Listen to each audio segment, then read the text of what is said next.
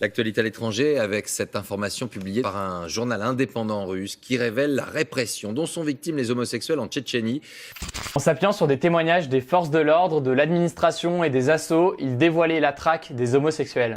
Преследования были всегда, но не так, как сейчас. Сейчас начали поголовно всех забирать, убивать, делать все, что хотят, потому что знают, что по закону их преследовать и так никто не будет, потому что самые вышки им дано разрешение очистить нацию вот таких, как мы.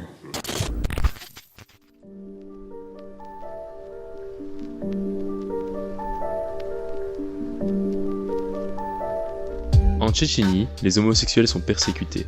On assiste à différents types de violences, certains battus dans la rue, d'autres envoyés dans des camps de travail ou en prison. Mais ce genre de persécution n'arrive pas qu'en Tchétchénie. Les exemples les plus connus sont en Arabie Saoudite, où les homosexuels se font parfois lapider, égorger ou lancer depuis les toits. Moins extrêmement, dans certains pays, les homosexuels se voient interdire l'accès à certains établissements, tels que des bars ou des commerces de proximité. En Europe, les homosexuels subissent moqueries et insultes, notamment sur les réseaux sociaux. Pour comprendre ces persécutions, il faut comprendre ce qu'est un stéréotype. On peut l'illustrer grâce à cet extrait de Dragon Ball sorti en 1986. On observe la naissance d'un stéréotype qui obéit à 3 mécanismes. Le premier est la simplification. Lorsque Bulma s'approche du commandant bleu, il recule. Mais étant ennemi, il pourrait s'agir d'un piège, d'où son mouvement de recul. La seule information retenue par Krillin et Bulma est « c'est un homme qui vient de repousser les avants d'une femme ». Le deuxième mécanisme est l'exagération. Krillin accentue l'information qui est déjà simplifiée. Enfin, le troisième mécanisme, la généralisation. Le commandant bleu est homosexuel, donc tous les membres du ruban rouge aussi.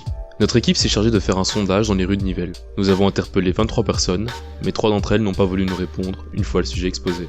Lors du questionnaire, 80% des personnes ne sont pas choquées par des homosexuels qui s'embrassent dans la rue. De même, 80% sont pour le mariage pour tous. Sur le sujet de l'adoption, pour les couples homosexuels, 90% de la population est pour.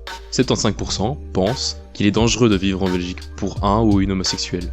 Alors qu'en dehors de notre pays, c'est 90% des interrogés qui pensent qu'il est dangereux d'être ouvertement homosexuel. 95% des votants pensent que si un ou une amie faisait son coming out, leur relation ne changerait pas. On a rencontré une association LGBT située à l'ULB qui nous a autorisé à leur poser des questions. Vous avez des exemples de stéréotypes ou préjugés dont les homosexuels sont victimes? Les homosexuels mecs sont forcément efféminés. Après chez les lesbiennes, je pense qu'il y a le côté la très masculine qui fait que des trucs qui sont stéréotypés. Qui fait du foot, qui a les cheveux courts, il y a aussi des stéréotypes à ce niveau-là. Parce qu'il y a ce côté genre t'es lesbienne parce que t'aimes pas les mecs. Alors quand tu peux avoir des potes mecs et tu peux aimer des personnes en tant que potes mecs. Il y a un problème avec le père, ça aussi que forcément tu as eu un problème dans ta famille ou un traumatisme d'enfance. Tu peux être normal et être lesbienne en fait. C'est pas il y a forcément un problème. Ici, on a un exemple de préjugé. On voit 2 femmes, l'une à côté de l'autre. Certains pensent qu'elles sont lesbiennes, mais on ne la connaît pas. En réalité, on n'en sait rien.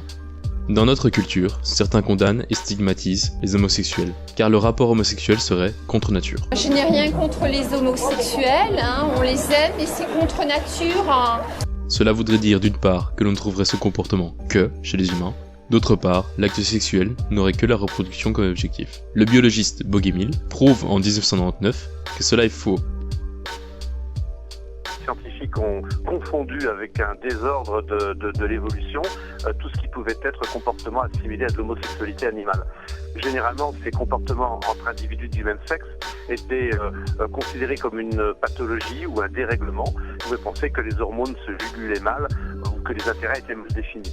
Dans tous les cas, de toute façon, c'est resté des pratiques douteuses parce que la science est très influencée par la société et que la société est très influencée par toute une ambiance judéo-chrétienne qui remonte quand même à fort longtemps. Sur 1500 espèces, plus d'un tiers ont des rapports homosexuels. Ces animaux recherchent d'abord le plaisir et peuvent ensuite renforcer des liens entre les individus.